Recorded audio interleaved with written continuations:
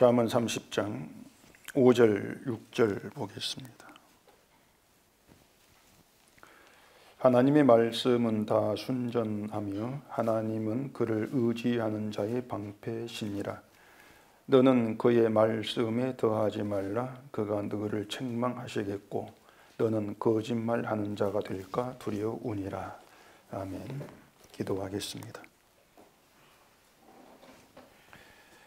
하나님께서 이 세상을 어떻게 보시는지, 또한 우리 인간을 어떻게 보시는지를 우리는 말씀을 통해서 배울 수밖에 없습니다.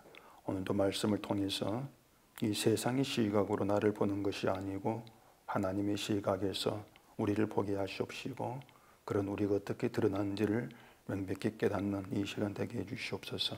예수님 이름으로 기도합니다. 아멘. 자, 이 잠언 30장은 이제 아굴이란 사람이 썼다고 되어 있죠. 아굴이 이 잠언을 쓰면서 그 첫 마디가 자기를 짐승으로 그렇게 얘기를 하고 있다는 겁니다. 사람이 이제 자기를 짐승으로 이렇게 보지를 않죠. 결국 그것은 이 아굴이 하나님의 시각에서, 하나님께서 인간을 어떻게 보는가, 그런 시각에서 자기를 보고 있고, 그런 가운데에서 자신을 짐승이다 이렇게 이제 얘기를 하고 있다는 뜻이 되어지는 겁니다. 그런데 아굴이 말한 짐승의 의미가 뭔가 하면은 우리가 흔히 말하는 것처럼 어떤 행동이 뭐 개 같다, 짐승 같다 그러한 뜻이 아니고, 지혜를 배우지 못하고 거룩하신 자를 아는 지식이 없다, 이걸 가지고 짐승 이렇게 얘기를 하고 있는 것입니다. 그러니까 아굴이 말한 짐승은 거룩하신 하나님을 아는 지혜, 지식이 없는 그 상태입니다. 그걸 앞에서 솔로몬도 무지한 자, 어리석은 자 이렇게 얘기를 했는데, 그처럼 하나님을 알지 못한 무지하고 어리석은 자가 짐승이다. 이것이 이제 아굴의 얘기가 되어지는 것이죠. 그런데 이제 인간에게는 근본적으로 하나님을 아는 지혜, 지식이 없습니다. 뭐 인간 가운데 어떤 사람은 지혜가 있고 어떤 사람은 지식이 없고 이렇게 이제 뭐 태어난 것이 아니고, 모든 인간이 하나님을 알지를 못한 자로 태어나는 것입니다. 이처럼 인간이 하나님을 알지 못한다고 하는 것은 그 선악과를 먹은 아담이 그 동산에서 거니시는 하나님의 소리를 듣고 동산 나무 사이에 숨었다, 여기에서부터 이제 하나님을 알지 못한다, 그런 사실이 드러납니다. 아담과 하와가 숨었다는 얘기는 하나님을 보기가 두려웠다는 얘기죠. 성경에 그렇게 나와 있는데, 자기가 벗었다는 게 두려웠다 이렇게 되어 있단 말입니다. 결국은 그 벗은 것에 대한 하나님의 그 추궁, 또한 거기에 대한 처벌, 여기에 대한 두려움 가운데에서 숨었다 이렇게 이제 볼 수가 있는 것이죠. 그런데 하나님이 아담을 찾아오신 것은 그 선악과를 먹은 죄, 그러니까 죽은 자가 된 죄인인 아담을 이제 찾아오신 것입니다. 그런데 그렇게 그 죽은 자가 된 인간 아담을 찾아오신 그 이유는 그 행위에 대한, 선악과를 먹은 행위에 대한 추궁 그리고 처벌, 이것을 목적으로 찾아오신 것이 아니었습니다. 이것은 그 하나님이 아담과 그의 아내를 위해서 가죽옷을 지어 입히셨다는 것으로 드러나게 되어지는데, 만약에 인간을 처벌하는 게 목적이었다면 가죽옷을 지어 입힐 이유가 없는 것이에요. 물론 그 가죽옷을 지어 입히신 그 내용 앞에 이제 뱀과 또 아담과 하와에게 하신 하나님 저주가 나오긴 하죠. 그런데 그 저주하신 것이 전부가 아닙니다. 그 뱀에게 하신 말씀 속에 여자와 원수가 되게 한다 이런 게 있지 않습니까? 그리고 또 여자의 후손은 뱀의 머리를 상하게 하고 발꿈치를 상하게 한다, 이 말씀도 뱀에게 하신 말씀이 들어있단 말입니다. 그게 뭐냐면 약속이에요. 하나님의 약속인데, 결국 그것은 저주와 함께 주어진 약속이 되어지는 것입니다. 이렇게 하나님이 그 저주를 하시고 약속을 주시고 가죽옷을 지어 입히신 그런 하나님의 일, 그 뜻을 인간이 아는가 하면 몰라요. 자, 우리가 저주는 나쁘고 약속은 좋은 것이다 이렇게 이제 생각해 보십시다. 그러면 인간, 우리 입장에서는 그 좋은 약속만 그냥 주시면 되는 것이지 그 나쁜 저주는 왜 주십니까? 이런 불만을 할 수가 있단 말입니다. 그러니까 저주는 나쁜 거, 이것은 주시면 안 되는 것이고 약속은 좋은 거, 그런 좋은 건 주세요. 이렇게 이제 선악을 나누어서 하나님이 이를 판단하지 않습니까? 인간의 모든 것들이. 이게 결국 선악을 알게 된 인간인데, 그렇게 인간의 그런 생각들, 하나님에 대한 그런 태도가 죄라고 하는 겁니다. 죄고 죽은 자 된 모습으로 자기를 간주하지 않는 것이죠. 그 인간의 이제 모습이었던 것이죠. 하나님이 약속만 하시면 되지 왜 저주와 함께 약속하시는가 하면은 그 약속의 가치 때문에 그래요. 약속의 가치를 위해서 저주가 선행되어야 한다는 것입니다. 무슨 말인가 하면은 인간이 하나님의 저주를 알지 못하고 또 자기를 이제 죽은 자, 저주받은 자로 바라보지 않은 상태에서 하나님이 내 구원을 위해 약속했어, 이렇게 생각이 되어지면은 그 구원이라고 하는 걸 당연하게 일 거란 말입니다. 내가 하나님을 믿고 있으니까 이런 나에게 하나님이 그 약속이든 복이든지 간에 주시는 게 맞지, 이렇게 받을 것이라고 하는 것이에요. 그게 뭔가 하면은 하나님이 하신 그 약속의 가치를 두는 것이 아니고 하나님을 믿는 나에게 가치를 두는 게 된단 말입니다. 인간이 자기가 저주받을 자라는 걸 알지를 못하면은 결국 하나님의 말씀이나 또 하나님께서 하시는 일들을 자꾸 그런 식으로 생각할 수밖에 없단 말이에요. 뭔가 복 받았다, 그럼 내가 잘 믿어 복 주시겠지. 그 모든 걸 시선이 자기에게 두는 것이에요. 그것이 하나님을 아는 것이 아닌 것이고 결국 약속의 가치를 인간이 높이는 그 상태가 아닌 게 되는 것이죠. 하나님은 그걸 용납지를 않는 거예요. 결국 하나님의 그 뜻은 하나님의 그 주시는 베푸시는 약속, 그 가치지 인간의 가치를 높이는 것이 아니다. 먼저 우리가 그걸 좀 정리를 하실 필요가 있단 말입니다. 창세기 3장을 찾아보십시다. 창세기 3장 7절입니다.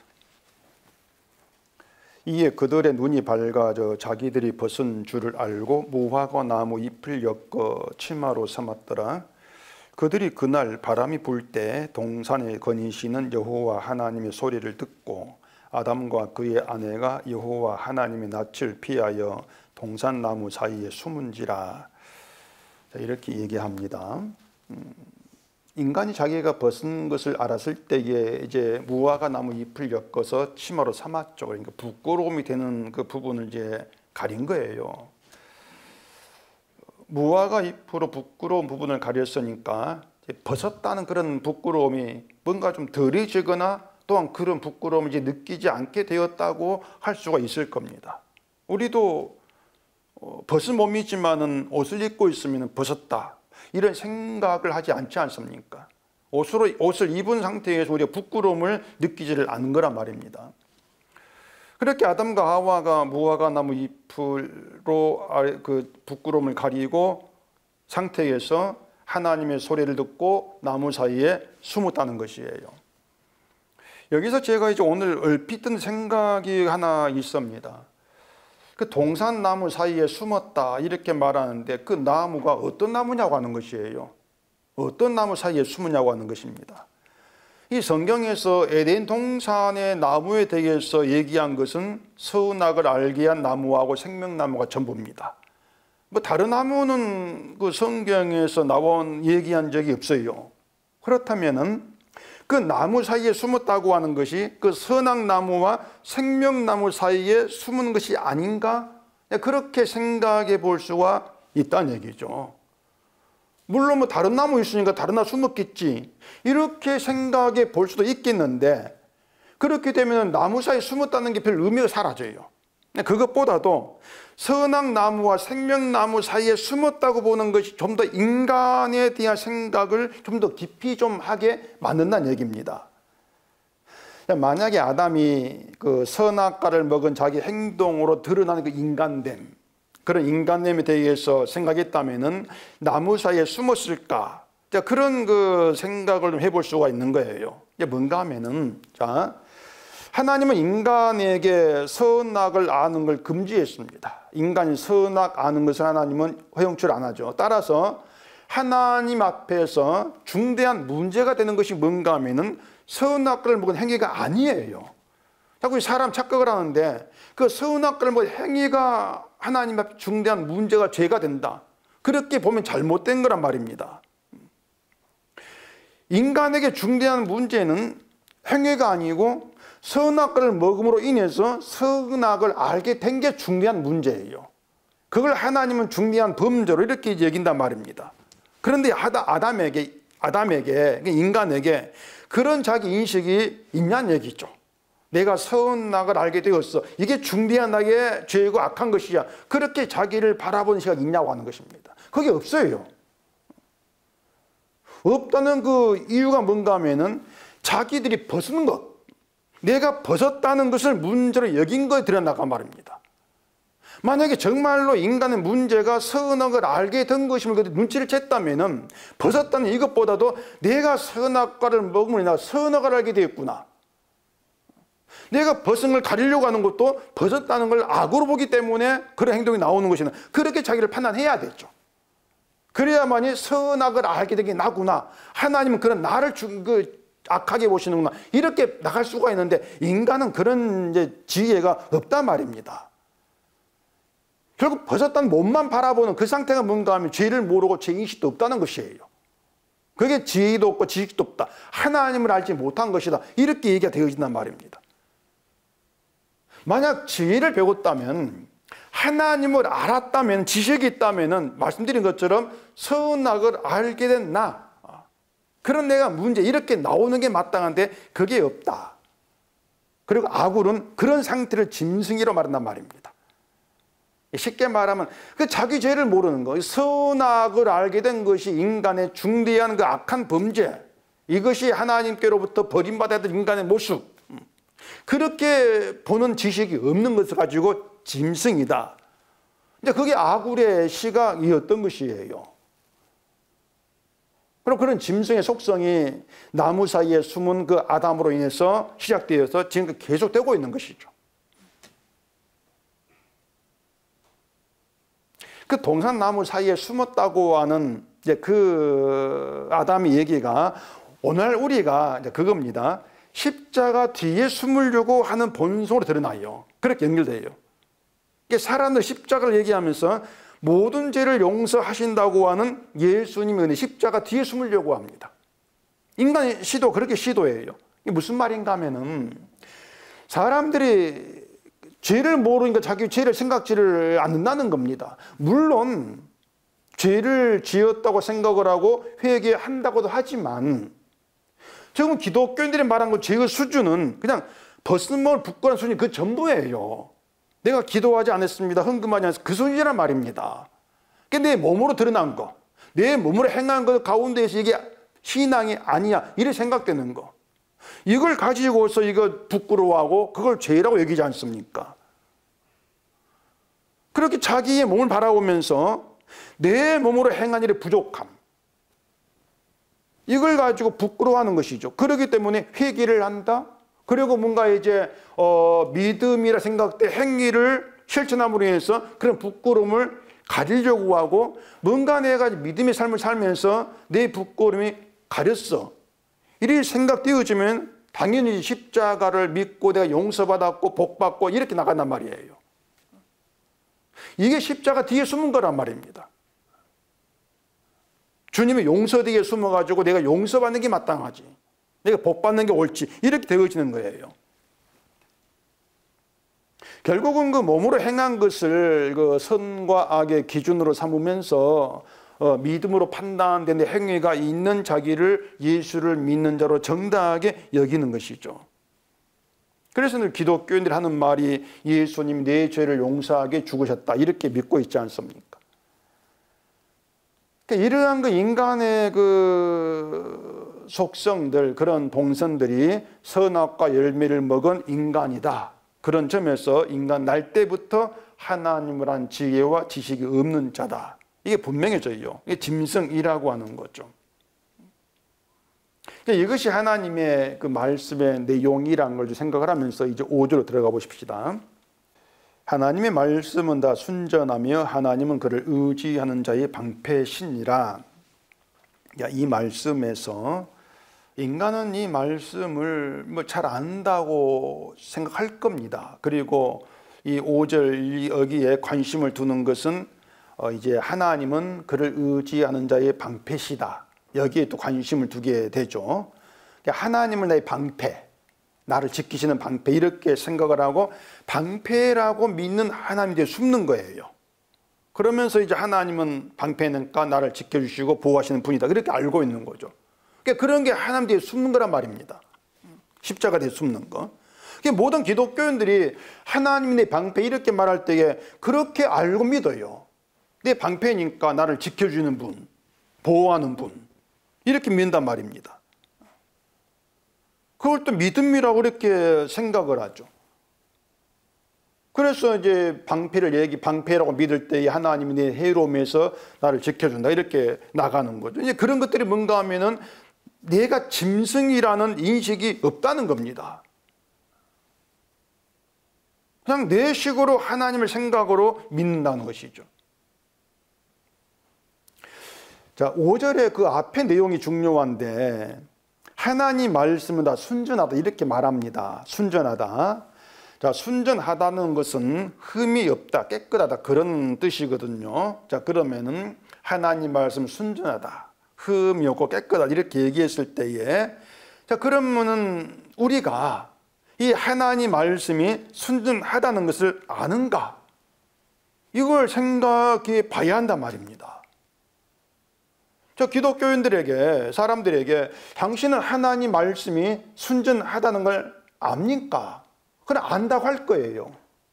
하나님 말씀은 거룩하고 흠이 없고 깨끗하다. 왜? 하나님 말씀이니까 당연하지, 이렇게 반응할 거란 말입니다. 그런데 사실은요, 안다고 생각하는 것이 아는 것이 아니에요. 이걸 알아야 되는데 그 사람들 그런 자기 인식이 없단 말입니다. 자, 인간은 하나님에 대한 지식도 없는 상태라겠어요. 그런 상태 인간이 하나님 말씀을 알 수가 있냐는 얘기입니다. 하나님을 알 수도 없고 말씀에 순종하는 것도 알 수가 없어요. 결국 말씀이 순종하는 것은 자기가 알고 있는 대로 그냥 그렇게 알고 믿고 있을 뿐이란 얘기입니다. 그래서 말씀이 순전해, 맞아, 그렇게 나오고 믿고 있어, 이렇게 나오는 것도 단순히 하나님의 말씀이 거룩해, 이런 측면에서 거룩한 말씀이니까 순전하지, 이렇게 반응하는 거, 그게 전부라고 할 수밖에 없어요. 그런 수준이에요. 자, 그럼 우리가 말씀이 순전한 거 어떻게 이제 이 일을 해야 될지 또 다른 성경을 통해서 보십시다. 시편 51편입니다. 시편 51편 3절입니다. 물은 나는 내 죄과를 아오니 내 죄가 항상 내 앞에 있나이다.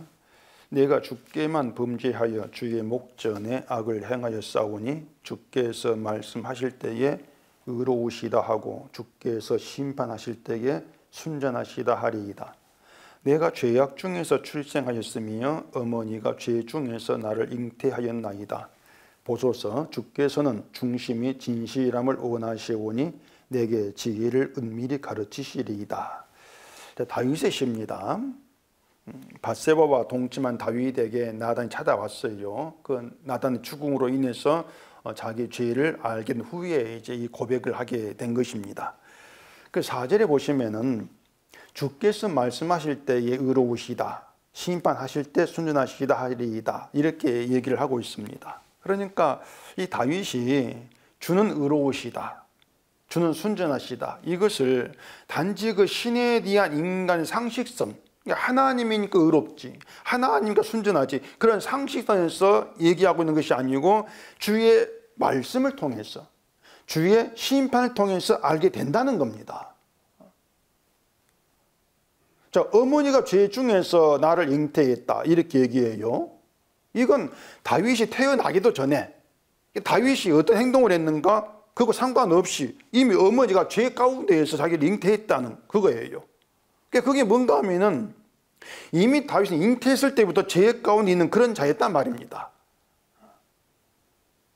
밧세바와 동침하고 우리아를 죽인 거, 그런 행위와 관계없이 이미 다윗은 죄인으로 태어난다는 것이에요. 때문에 하나님은 모든 인간을요, 죄 가운데 잉태되어 태어난 그런 심판의 존재로 봅니다. 그게 하나님 앞에서 판단되어야 될 인간이에요. 이미 태어나기도 전에 죄 가운데 잉태되어 태어난 심판의 존재다. 그렇기 때문에 사람이 하나님 앞에서 자기 행위를 가지고, 내 행위를 기준으로 선악을 따지고 내 행위를 가지고 믿음의 여부를 판단하는 것은, 그건 하나님을 알지 못한 무지죠. 죄가 되는 행위를 해서 죄인 되는 것이 아니에요. 인간 자체가 죄예요. 인간 자체가 죄이기 때문에 그 죄에 대한 인간 가운데에서 죄의 어떤 모습, 열매가 그냥 튀어나오고 있을 뿐이라 그 말입니다.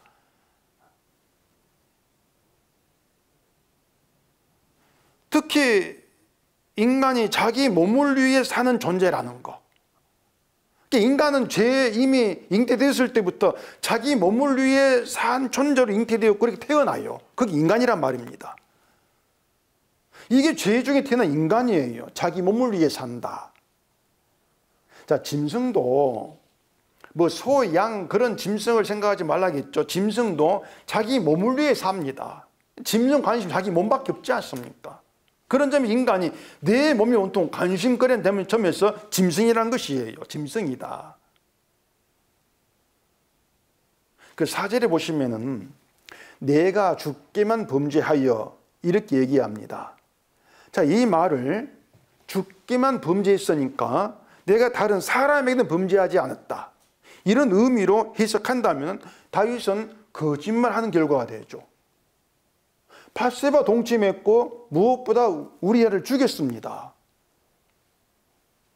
밧세바 가정을 깨버렸고 살인을 했는데 그럼 범죄했지 않습니까? 밧세바에게, 우리아에게. 그 밧세바도 다윗이 좋아가지고 동침을 했다 할지라도 우리아에 대한 범죄는 가릴 수가 없어요. 이거 어떻게 부인을 해요? 살인을 했는데. 근데 어떻게 주께만 범죄했습니다, 이런 말을 하냐 그 말이에요. 이 살인 행위가 더 앞에가 있는데. 자, 그럼 만약에 다윗이 내가 우리에게 범죄했고 사람에게 범죄했고 주께 범죄했습니다, 이렇게 말을 했다 합시다.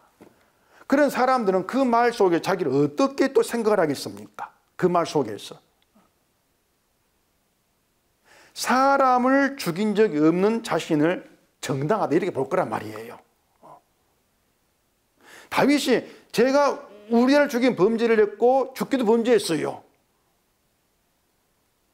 거기에서 인간 선악의 지식은요, 아 그럼 나는 살인하지 아니했어, 도둑질 아니했어, 자기 행위를 가지고 나는 이런 범죄를 안 했구나, 사람에게. 그렇게 자기를 정당히 본단 말입니다. 그러니까 주께 범죄한 게 설령 있달지라도 난 사람이 범죄하지 아니했어, 이렇게 자기를 바라보면서 그나마 죄에 대한 가벼운 인식을 가져요. 결국 죄와 경중을 따지면서 너보다 내가 죄가 가볍지, 이렇게 나가게 된단 말입니다. 주께 범죄했다는 것도 나름대로 죄가 된 행동을 기준 가지고 생각을 하면서 난 열심히 믿음했기 때문에, 믿음을 살았기 때문에 주께 범죄를 가벼울 거야, 그런 마음이 되어진단 말입니다. 결국은 그게 인간에 대한 인식이 없는 거예요. 그것이 하나님 보신 것 인간을 보지 않는 거예요. 주께만 범죄했다고 하는 것은요, 주께 행한 그 범죄, 주께 행한 그 범죄가 나를 심판으로 끌어가면 그 뜻이 되는 것입니다. 사람에게 범죄한 이것은 내가 주께 범죄한 그 범죄가 사람한테 드러난 것이고 주께 한 범죄한, 주님께 한 범죄, 그것이 나를 심판으로 끌어갑니다. 이렇게 자기를 보고 있는 것이에요. 그러니까 인간에게 행함을 가지고 자기를 판단하지 말란 얘기예요. 내가 인간의 구제를 했습니다, 내가 인간을 뭐 어떻게 도왔습니다, 이걸과 믿음이 또 없다, 이렇게 판단하지는 말란 얘기입니다. 인간에게 범죄하든 선을 행하든 상관없이 인간은 주께 범죄한 자다. 그렇게 우리를 봐야 된다고 하는 것이에요. 그게 하나님 말씀이에요. 하나님 말씀은 네가 사람에게 범죄해서 안 해서 이걸 묻지를 않습니다. 하나님 말씀 우리를 주께 범죄한 자, 주께 범령 그걸 우리를 심판받을 때 드러내고 있는 게 하나님 말씀이에요. 그러니까 그 말씀 앞에 인간이 서게 되었지만 인간 누구도 의가 있다. 믿음이 있습니다. 선합니다. 그렇게 자기를 알고 나오지를 못하게 돼요. 그냥 죄인으로 나올 뿐이 죄인으로. 의는 선함은 그냥 죽게만 있습니다. 그걸 알면 돼요. 아시면 돼요. 예수님이 하나님에 대한 지혜고 지식이 있는 유일한 참된 사람이기 때문에 의는, 선함은, 지혜는 모든 것은 죽게만 있어. 나는 뭐야? 주 앞에 난 짐승밖에 안 돼. 그것이 인간에 대한 바른 판단이 돼요. 죄와 함께 하는 건 심판이지 않습니까? 그럼 우리가 주의 말씀을 통해서 죄를 알게 됩니다. 그러면은 주 앞에서 인간은 그냥 심판받을 자로만 나와요. 그냥 그게 전부예요. 심판받을 자가 전부예요. 그러니까 주는 나를 심판하시는 분, 그렇게 알고 나오는 것이고, 주가 이때 오신 날 심판하기 위해서 오신 것이죠. 이렇게 아는 것이지, 주님을 잘 믿어 복받고 구원받고 그런 시가 나오지를 못합니다. 지혜가 있게 되면. 그래서 이걸 우리가 이제 어떻게 이해를 해야 되는가? 그러니까 주님 앞에 우리는 심판받을 수밖에 안 돼. 이걸 우리가 어떻게 이해를 해야 되는가 하면은, 하나님은 인간의 의로움이나 믿음을 필요로 하지를 아니한다. 그렇게 우리를 이해를 해야 돼요. 그러니까 우리를 성도로 부르신 것은 우리가 믿음 좋은 사람이 되기 위해서 우리의 어떤 충성, 우리의 어떤 헌신, 열심, 이게 필요해가 부른 것도 아니고, 그러라고 성도로 삼은 것도 아니다. 이렇게 알라는 얘기입니다. 이게 주의 말씀이에요. 그러니까 우리가 말씀을 알게 되어지면은 심판받을 자일 뿐이지 우리의 의나 열심을 하나님 필요로 하지 아니한다. 결국 뭡니까? 주의 일에 하나님 일하심에 우리가 할 수 있는 건 없다. 그냥 우리는 심판받을 자로 있을 뿐이야. 이게 주의 말씀이란 얘기입니다. 그게 주의 말씀이다. 이렇게 인간의 믿음이나 선함을 필요로 하지 않고 오직 주가 일하셨다. 이것만 담겨 있는 것이 말씀이라는 거. 그 점에서 말씀은 순전해요. 깨끗해요. 거룩해요. 인간의 것이 들어가지 않으니까. 주님이 행하신만 있다. 그 의미에서 말씀은 순전하다. 이게 성경이란 말입니다. 그러니까 순전한 말씀, 이 의미는 인간을 배제하고 있는 것이란 말이에요. 우리 열심을 배제하신다. 그런데 사람들이 말씀이 순전해 이렇게 하면서도 우리가 말씀 실천해야 되고 말씀대로 살아가 영광 돌려야 되고 이렇게 말하지 설치지 않습니까? 이건 말씀의 순전함을 그냥 모르는 것인데 알고 있다고 그냥 착각하는 거예요. 말씀의 순전함을 경험하는 것도 아니에요. 그래서 무지한 거예요. 말씀의 순전함은 내가 심판받을 자밖에 안 되구나, 그런 말씀을 통해 경험한단 말입니다. 그 앞에 얘기한 시편 6절에서도 주께서는 중심이 진실함을 원하신다. 내게 지혜를 은밀히 가르치니 이렇게 말한단 말이에요. 우리의 중심이 진실한 걸 원하신다. 인간의 우리의 중심을 보신다는 얘기인데, 우리의 중심이 진실하다. 의미가 뭔가 하면 내 중심은 죄가 살아있다. 그 뜻입니다. 죄가 살아있다. 그러니까 내 중심을, 내 속 중심을 죄와 일치시키는 거예요. 그게 성도예요. 내 중심이 죄와 일체가 되어지면은 내가 행함이 어떻든, 아니 심판받을 죄인입니다. 이게 전부일 수밖에 없어요. 이게 진실한 것이에요. 말씀 앞에서. 인간으로서의. 이게 거짓 때문에 없다. 그 말입니다. 그래서 심판받을 죄인으로만 자기를 고백하게 되어지는 이것을 중심이 진실하구나. 그런 의미에서 하나님은 우리의 속 중심을 보신다. 이렇게 말씀을 하고 있다는 얘기입니다. 하나님은 이런 인간을 원하기 때문에 그런 인간됨을 위해서 은밀히 지혜를 가르치신다. 이렇게 되어 있어요. 결국에 주로부터 지혜를 배우고 지혜가 있게 된 그런 성도에게서는 죄인입니다. 난 심판받을 자밖에 안 됩니다. 이런 고백이 나와질 수밖에 없어요. 그 고백이 있다는 것이 바로 지혜가 있다는 증거로 되어진단 말입니다. 자, 그러면 이제 5절 그 뒤에 하나님은 그를 의지하는 자의 방패시다. 이 말을 생각해 보십시다. 말씀드린 것처럼 기독교인들은 하나님을 내 방패라고 하면서 하나님 뒤에 숨으려고 합니다. 마치 어린아이가 자기를 때리려고 하는 누구 아이가 있으면 엄마 뒤에 숨고 아빠 뒤에 숨고 그런 것처럼 방패이신 하나님 뒤에 숨어서 하나님 날 지켜주세요. 이렇게 하고 있단 말이에요. 근데 과연 우리가 생각하는 그런 것처럼 우리의 삶에서 방패이신 그런 방패의 하나님을 우리가 경험하냐 말이에요. 경험 안 됩니다. 가령 태풍이 있고 지진이 있다. 위험한 거죠. 그런 위험으로부터 하나님 방패가 되셔서 우리를 지켜주신다. 그런 경험이 있습니까? 없잖아요. 전세 사기 이러는 것에서 방패가 돼서 하나님 지켜주신다.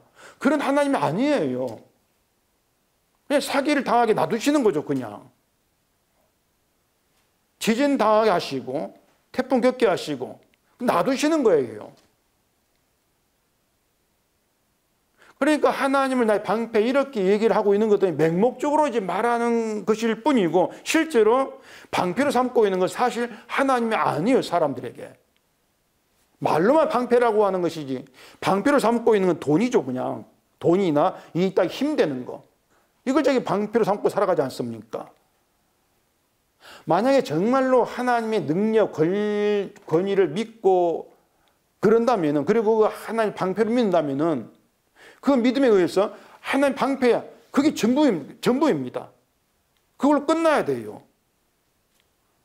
그런데 하나님 방패라고 하면서 관심은 돈으로 이 땅에 힘내는 권력으로 향한단 말입니다. 또 다른 방패를 구하고 있지 않습니까? 결국은 믿는 것도 믿는 게 아니에요. 하나님을 방패로 여기는 것도 아니죠. 하나님은 우리가 생각하는 그런 방식의 방패가 아닙니다. 무슨 말이냐면 하나님은 우리를 지키시는 방패가 아니라 말씀을 지키시는 의미의 방패예요. 순전한 그 말씀의 세계를 지키시는 것이 하나님이시란 말입니다. 하나님은 말씀의 순전함을 지키십니다. 말씀의 순전함. 그것을 위해서 하나님께서 어떻게 하시는가? 우리가 내 선함을 가지고 말씀의 세계, 주의 일하심이 들어오는 걸 하나님이 허용하시겠습니까? 막아야 되죠. 그걸 막아야만이 말씀의 순은 지켜지니까. 그러니까 우리가 내 선함을 가지고 하나님께 나오는 걸 하나님 막으시는 거예요. 인간이 자기 선함을 가지고 말씀의 세계에 들어간다면 말씀은 그걸 용납치를 않습니다. 여기에 대해 바울이 한 말이 있습니다. 잘 아는 내용인데 성경 찾아보면 재미도 있으니까 한번 찾아보십시다. 갈라디아 1장입니다. 갈라디아 1장 8절입니다. 그러나 우리나 혹은 하늘로부터 온 천사라도 우리가 너희에게 전한 복음 외에 다른 복음을 전하면 저주를 받을지어다. 우리가 전에 말하였거니와 내가 지금 말하노니 만일 누구든지 너희가 받은 것 외에 다른 복음을 전하면 저주를 받을지어다. 바울이 말한 저주의 의미는 인간의 그 어떤 행함을 가지고 지금 말하지 않습니다. 다른 복음이냐? 넌 저주야. 저주 간단해요. 그 지옥 심판이라고 하는 것이 너의 이런저런 행함을 다 끌어가지고 판단할 필요가 없어요. 간단히 다른 복음이냐? 는 저주. 결국 다른 복음을 전한다고 하는 것이 아주 무서운 그런 의미가 되어지는 것인데 이제 사람들은 별 어떤 무서운 의미를 두지도 않고 긴장감을 갖지도 않죠. 왜냐하면 난 다른 복음을 한 거면 이렇게 본단 말입니다. 다른 복음은 이단, 사이비 이런 종교 그런 데 해당되는 것이지 뭐 정통이라기는 우리 교회는 다른 복음이 아니야. 천만의 말씀이에요. 인간의 성향 그 자체가 다른 복음을 좋아할 수밖에 없다 그 말입니다. 그런데 인간은 그렇게 보지를 않기 때문에 뭐 우리 교회는 성경을 바르게 해석해 그런 가운데에서 난 바른 복음이 아니라 바른 복음만 믿고 있어요. 그냥 그렇게 촛불 자기를 판단해버린단 말입니다. 바울이 전한 복음이 순전한 주의 말씀이에요. 그런데 바울이 전한 복음에는 인간의 믿음, 선함 이걸 필요로 하지 않습니다. 그러니 바울의 복음에는 너희가 이렇게 실천해 이런 선한 일을 해 그게 없지 않습니까? 인간의 어떤 행함을 요구하지도 않고 다만 바울은 주의 행하심만 의로 전했습니다. 주님이 행하신 그 일만 의로운 것이다. 이게 순전한 바울의 복음이었어요. 그게 순전해요. 주님의 일만 전하는 거. 그런 다른 복음이 뭐냐? 간단합니다. 그 순전한 복음에 인간의 걸 집어넣으면 그게 다른 복음이 돼요. 간단하지 않습니까? 그리고 다른 복음을 전하면 저주받는다. 인간의 것이 들어간 그 복음, 이건 하나님께서 복음을 인정치 않냐. 넌 저주밖에 안 돼. 그래 6절에 이제 그렇게 얘기를 하고 있습니다. 너는 그의 말씀에 들어가지 말라. 그가 너를 책망하시겠고 너는 거짓말하는 자가 될까 두려우니라. 이제 그의 말씀에 뭘 더하지 말라는 것인지 이제 좀 아실 거예요. 인간의 걸 더하지 말라 그겁니다. 인간의 걸 양념치지 말라는 것이에요. 말씀에다가 그 주의 행하심만 있는 말씀이 야 이건 너무 밋밋합니다. 이건 좀 심심해요. 이건 좀 못 믿겠습니다. 어디에다 내 인간의 그 열심과 행함 믿음이 들어가면은 믿음과 행함이 뭔가 한 박자가 되어서 참된 믿음이 되지 않겠습니까? 이게 말씀이 더하는 것이다 그 말이에요. 그리고 더한다면 너를 책망하시겠고 너는 거짓말하는 자가 될까 두렵다. 인간의 것이 들어간 것은 복음이 아니고 이미 거짓말이다. 그 뜻이에요. 더럽혀진 다른 복음이다. 그의 결과는 책망이다. 그냥 꾸주고 끝난 그런 책망이 아니고 이 책망은 심판받을 때 규정해버린 그런 책망입니다. 넌 심판이야. 그런 책망이에요. 그러니 늘 말씀드린 것처럼 실컷 열심히 믿고 교회를 다니다가 지옥 간다 그 말입니다. 그런 사태가 없다고 생각하면 안 돼요. 그런 사태 있을 수밖에 없다는 얘기예요. 그게 성경이라는 얘기예요. 자, 그럼 다시 5절 돌아가서 하나님을 의지한다. 의지하는 게 뭔가 좀 정리해 보십시다. 자, 사람들이 하나님을 다 의지한다고 합니다. 그런데 그 무엇 때문에 하나님을 의지하는가? 나 때문에 의지를 해요. 나 때문에. 세상에 도움받으려 의지한단 말이에요. 그러니까 내 일을 도와주실 분으로 내 일이 어려울 때에 어려움을 잘 해결해 줄 분으로 그런 분으로 하나님 믿고 의지한다는 얘기죠. 그렇게 하나님을 알고 의지한다면 그것이 바로 거룩한 자의 지식이 없는 무지한 짐승이다. 그러니까 짐승으로 믿는 하나님이라는 얘기예요. 짐승의 하나님인 거죠. 내 몸을 위한 하나님. 이게 짐승으로 믿는 하나님이다. 그래 우리가 말씀이 순전하다. 이 말의 뜻을 알게 되어지면은 인간은 언제나 말씀을 순전함으로 지키는 우리가 아니고 오히려 우리는 말씀을 더럽히는 자다. 이걸 인정할 수밖에 없어요. 이게 맞습니다. 우리는 말씀의 순전함을 지킬 수가 없어요. 우리는 말씀을 더럽힌 자밖에 안 돼요. 그 말씀의 순전함을 지키려면은 내가 내 몸을 포기한 자로 주 앞에 나와야 되는데 우리가 어떻게 내 몸을 포기합니까? 어려움이 있을 때에 하나님이 좀 나를 도와줬으면 그런 마음을 우리는 포기를 못해요. 늘 어떤 내 몸이 하나님의 일에 내 몸을 끼어 집어넣는단 말입니다. 내 일을 집어넣어요. 그러니까 말씀의 순전함을 지키라. 이게 요구 아니고 우리는 인간은 내 행함을 포기하지 못하고 나의 잘됨을 포기하지 못하고 내 몸을 포기하지 못하면서 그래서 우리는 말씀을 더럽히는 자 이렇게 인정하라는 것입니다. 그렇게 인정해라. 이렇게 나를 인정하게 되어지면은 우리는 말씀을 더럽히는 자지 순전함을 지킬 수 없는 그런 자란 상태에서 결국은 말씀의 순전함을 위해서 나를 하나님께 맡기고 의지할 수밖에 없죠. 나는 안 됩니다. 하나님께서 말씀의 순전함을 지키십니다. 그게 하나님 의지하는 그런 상태가 되어진다는 얘기예요. 성도는 인간의 그 속성이 어떠한 것인가를 알게 된 사람입니다. 자기를 지키고 싶어서 하나님을 찾는 게 인간이구나. 그게 나구나. 그 속성을 알아요.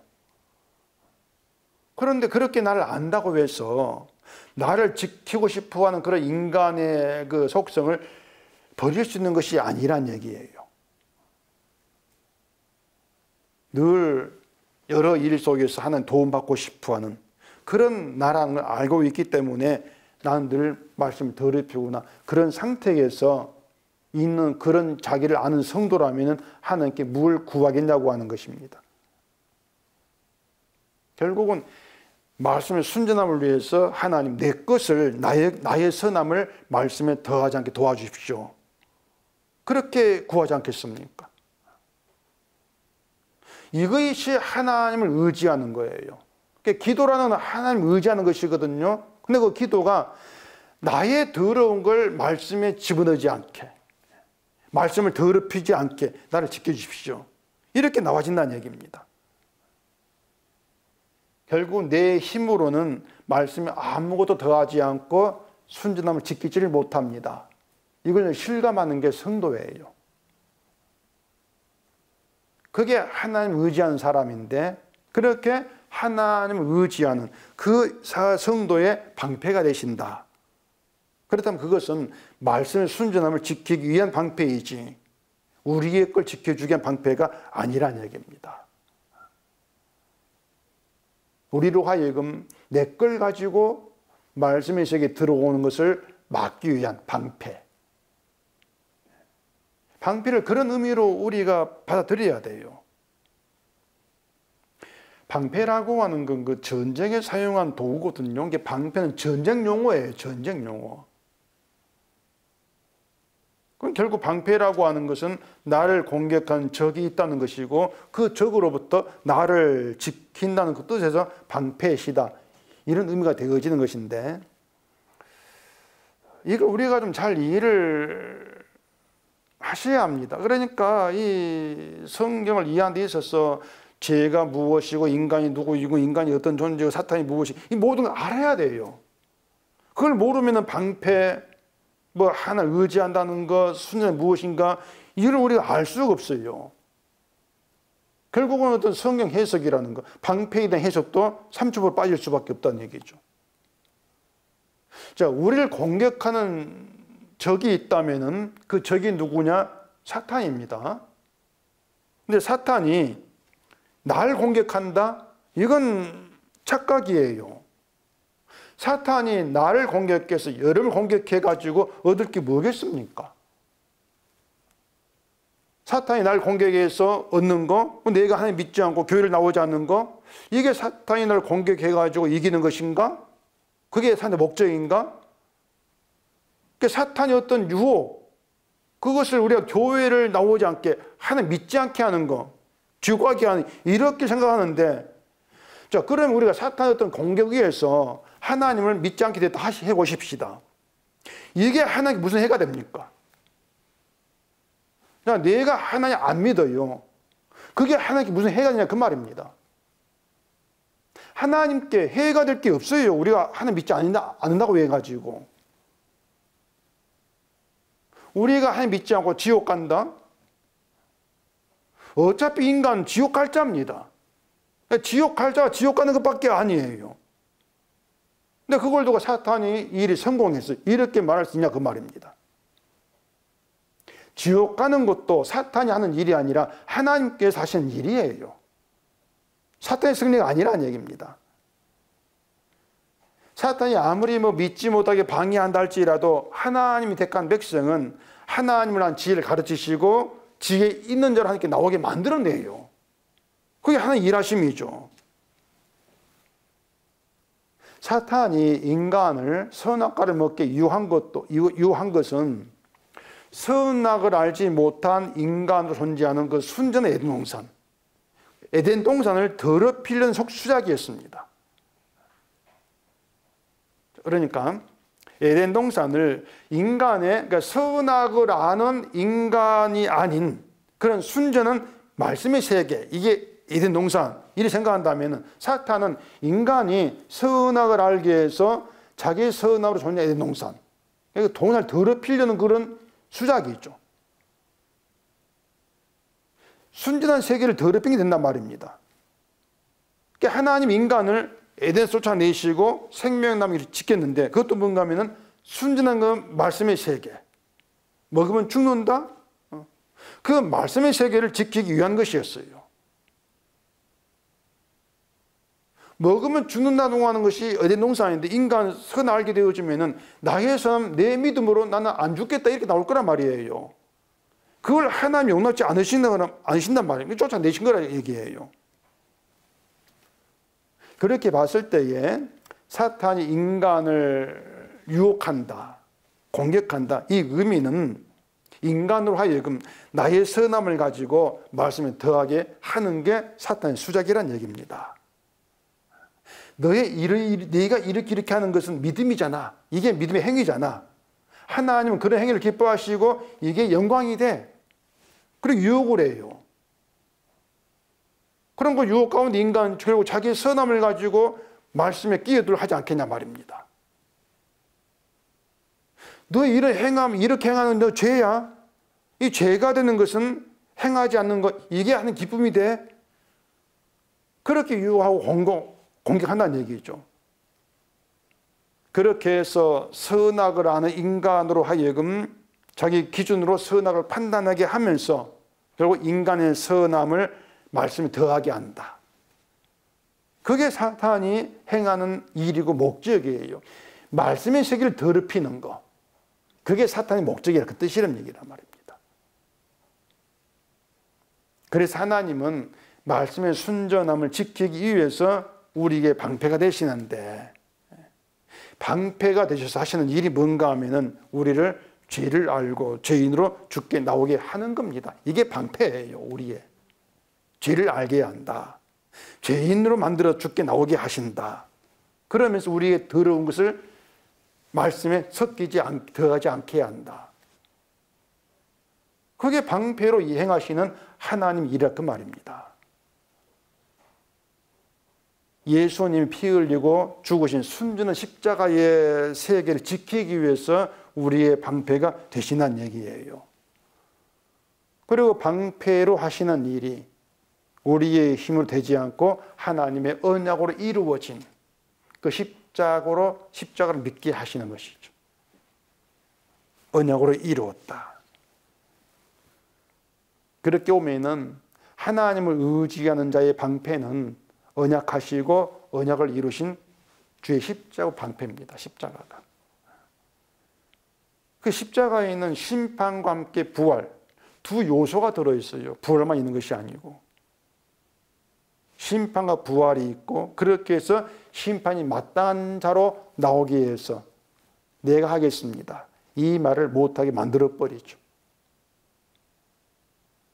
내가 하겠습니다. 이건 없고 다만 주가 다 이루셨습니다. 그 고백에 있는 그런 성도로 주님께 나오게 만든단 말입니다. 이게 방패 되신 하나님이에요. 말씀에 더하지 말라는 것은 하나님께 중요한 것은요. 말씀의 순전함이 그대로 보존되고 지켜지는 게 중요한 것입니다. 우리가 그래서 말씀에 관심이 있고 말씀을 한다면 그것은 하나님 관심 내가 아니라 말씀이다. 그렇게 아셔야 돼요. 말씀을 내가 지킨 복 받겠지 이것이 아니고 말씀의 순전함 지켜지는 것이 우리가 복받아서 세상을 잘 사는 이것보다 더 중요한 것이다. 하나님께. 이걸 아는 게 성도란 말입니다. 근데 이제 인간은 자기 몸이 중요하지 말씀의 순전함, 여기에 관심이 없지 않습니까? 그런 걸 통해서 나는 말씀의 순전함을 지킬 수 없는 존재다. 이걸 우리는 늘 실감하게 되는 것이에요. 그러니까 하나님을 의지할 수밖에 없는 것이죠.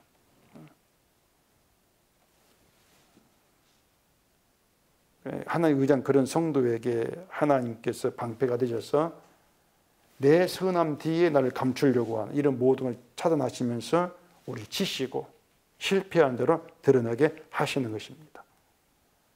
그러니까 쉽게 말하면은 우리를 치시는 것이 방패된 하나님이 일하십니다. 이렇게 보시면 돼요. 우리를 치신다. 그렇게 우리는 죄인으로 드러나야 되고 우리의 모든 일은 늘 실패로 드러나야 되는 것이죠. 실패로 드러난 가운데에서 말씀의 순전함이 지켜지는 것이다. 그러니까 오늘도 말씀을 통해서 내가 실패할 수밖에 없는 자임을 깨달았습니다. 이게 기쁨이 되어야 한단 말입니다. 그렇게 되면 말씀에 더할 것이 아무것도 없다. 우리는 이걸 놓칠 수 없겠죠. 신명기 4장을 보십시다. 신명기 4장 1절입니다. 이스라엘아 이제 내가 너희에게 가르치는 규례와 법도를 듣고 준행하라. 그리하면 너희가 살 것이요 너희 조상의 하나님 여호와께서 너희에게 주시는 땅에 들어가서 거기서 얻게 되리라. 내가 너희에게 명령하는 말을 너희는 가감하지 말고 내가 너희에게 내리는 너희 하나님 여호와의 명령을 지키라. 그 명령하는 말씀을 가감하지 말고 지키라고 하지 않습니까? 더하지도 말고 덜하지도 말고 가감하지 말고. 그 하나님께서 명령하신 말씀, 이건 율법인데 그 율법이 이스라엘을 실패하는 자로 드러내요. 이게 하나의 명령이에요. 실패하는 자로.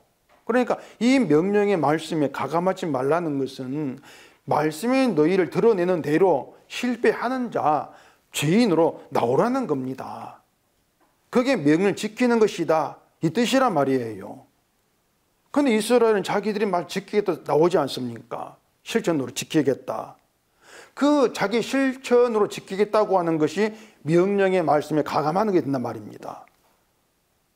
지키겠다고 하는 자기의 믿음, 자기의 행함을 더하는 것이죠. 그런데 하나님은 그렇게 이스라엘의 믿음으로 알고 행하려 힘쓰는 이걸 오히려 책망하신단 말입니다. 그렇게 하나님은 순전한 말씀에 인간의 걸 더하는 것 분노를 하세요. 다시 말하지만 말씀에 더하지 마라 그 뜻이 아니에요. 우리는 말씀에 더하고 살아가요. 근데 그것을 믿음으로 자랑하는 무지한 짐승으로 살아가는 게 너희 인간이라는 걸 보라 그 얘기입니다. 그걸 보면서 늘 실패한 자로 하나님을 의지하라. 하나님 행하심에만 너희 뜻을 두라는 것이에요.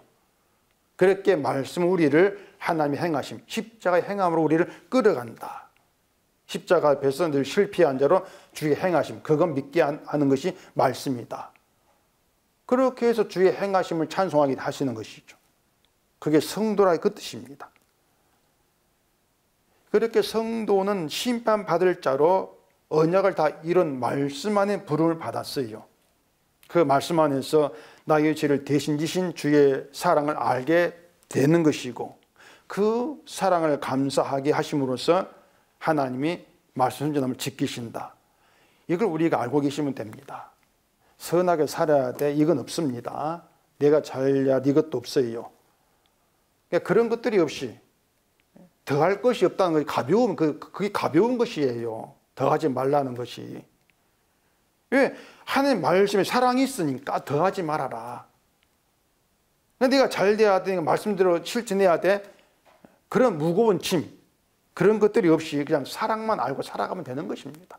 가볍게 가볍게. 그게 성도예요.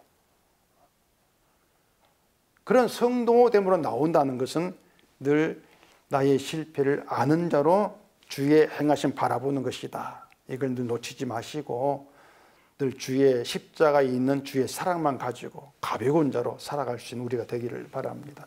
기도하겠습니다.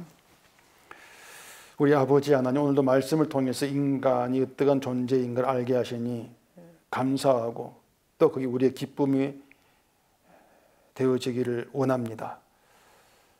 우리가 아무것도 행할 것이 없고 요구받는 것도 없고 그저 주님이 행한 십자가의 말씀 속에서 주의 사랑만 알고 감사하고 기뻐하는 우리가 되어지게 하시옵시고, 내 행함을 더하는 것이 아니라 오직 주님이 행하신 그 일만 의지하는 그런 자로 나와지는 우리가 되게 해주시옵소서. 예수님 이름으로 기도합니다. 아멘.